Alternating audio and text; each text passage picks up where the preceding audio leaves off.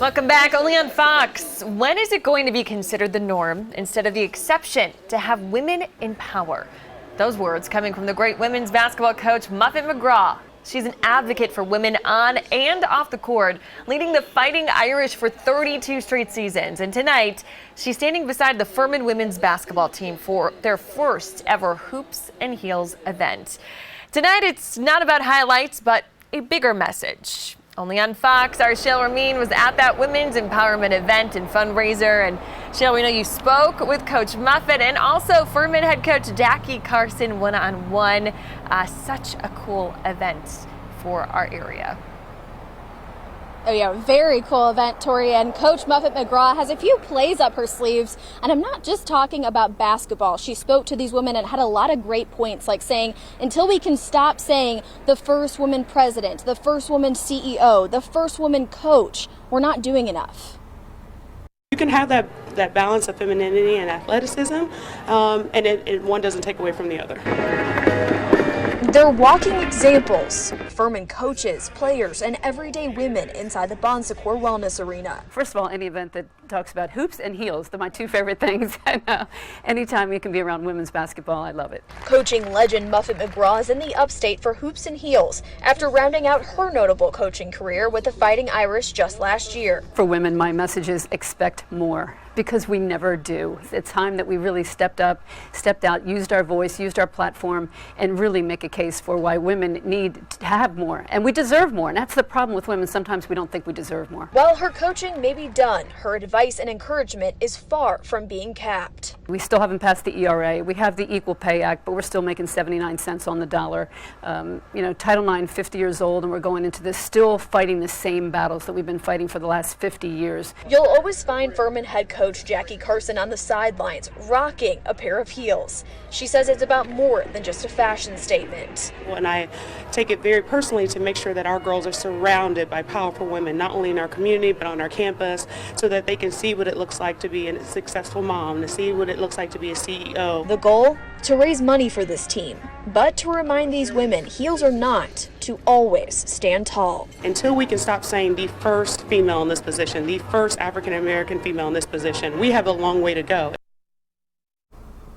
Now again, this is the first ever Hoops for Heels event. They plan to make it an annual one. And Coach McGraw adds that women, especially in sports, she would like to see men going out of their way to advocate for more women. But again, it's also up to the women to stand up and have that confidence. For now, reporting live in Greenville County, I'm Shale Ramin. Tori and Cody, back to you.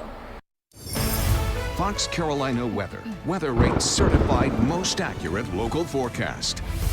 Well, the rain keeps coming. Luckily tonight it's fairly light. We're not hearing a whole lot of thunder, so it shouldn't wake up the kids or the pets this evening. I know that's the last thing you want to deal with in the middle of the night or first thing in the morning, but it's just a classic light rain. But we will still have the threat for more heavy downpours and thunder later on in the forecast. But with all of that we saw this morning, look at that. We saw 2.5 inches in Anderson, almost 2 inches in Greer, and spots in northeast Georgia saw even more than that. Now tomorrow, the greatest risk for heavy rain in our area, highlighted by the yellow, where it's a slight risk for excessive rainfall, meaning some localized flooding will be possible. An even greater threat for flooding, though, in the red, that goes down toward the Atlanta area and just barely touches our northeast Georgia counties. So the farther west you live, the better your chance of those soaking downpours into tomorrow. But in your morning forecast, watch out for the rain. It wouldn't be as widespread as it was this morning as it looks right now,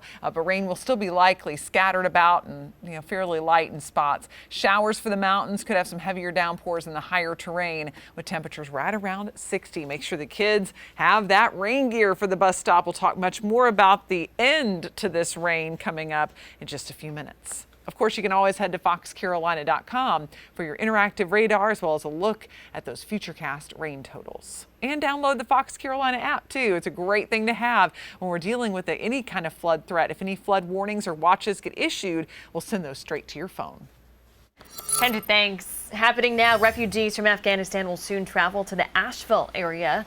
Local officials expect to welcome around 40 people, but they're not sure exactly when they'll arrive. The federal government has contracts with 2 organizations, and they'll help with those resettlement efforts. Fox Carolina's Amber Worthy looked into this for us today and has more on how they'll make this happen. The Buncombe County Health Department is expecting about 40 Afghan refugees to come to Asheville. 40, we're expecting maybe 40, but nobody really knows. They don't even know. So they say the timeline is uncertain because the organizations who were given the federal contracts to resettle these refugees could get a call sending them to the airport at any moment to pick them up. To their credit, they're prepared to offer them assistance with everything you would need if you were moving cross country with nothing. Officials say there is federal money to help them. We would help them apply for the federal refugee assistance. So that's a program where you could receive up to 8 months of cash assistance. It's going to help them to see if their vaccinations are up to date. Do they need any vaccinations coming into the country? And then we're going to refer them to yet another community partner that we're in contract with. People with language barriers and housing needs, medical care, food, and local companies are stepping up to help. Assistance with housing, like maybe they have property, they want to offer it up, as a rental. The businesses might offer, like we've had businesses say, we'll help with job training. And that was Amber Worthy reporting for us. Homeland Security says all Afghan refugees are tested for COVID when they arrive, and they have the option to get vaccinated. With no federal or state mandate, they're not required to get the vaccine against COVID-19.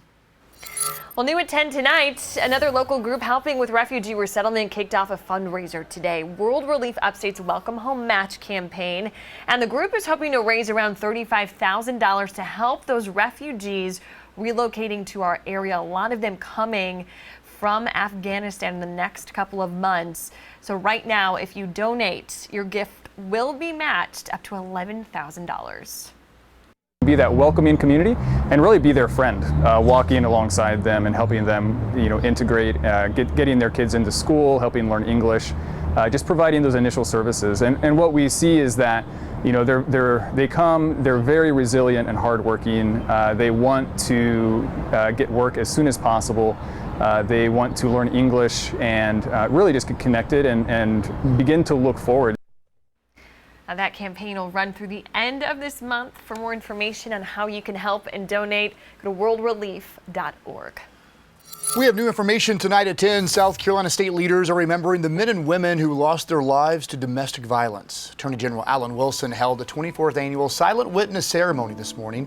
He read the names of 24 women and 15 men who have died from domestic violence. Family members carried a life-size silhouette for each victim as a bell was rang at the State House in Columbia. We must keep in mind that domestic violence affects all people from all walks of life, regardless of age, gender, or race. We must continue to work hard to break the cycle of abuse by understanding how violence impacts individuals and all of us collectively across the lifespan. The AG says the top cities in the state for domestic violence calls, well, they're right here in our area. Greenville, Spartanburg, and Lawrence counties, each reporting high numbers of domestic violence this past year.